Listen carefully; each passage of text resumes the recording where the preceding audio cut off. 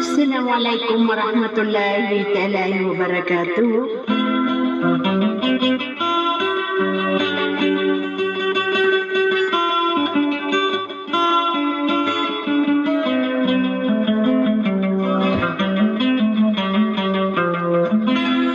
Sa paminta mambagi na mapamanaw sa lama ka na mambagin niya walang manap sububayasan ka mga iridakan. Sige, mari na rin ako na. Sir, may dipilal lang sa mga laklak mo to.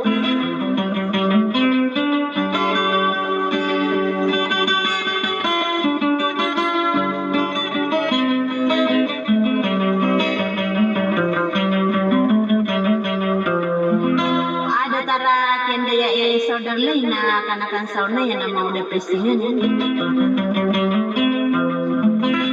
Nagusi sa kulak-yak na dahil sa lagwake haji-hali dahil si Mauda sa flower at kalperian sa wato.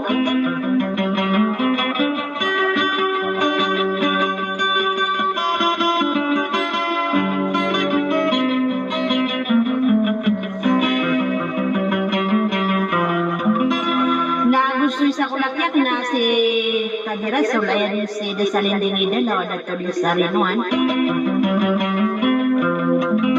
Na mabalo sa karaya na ditambakan bis.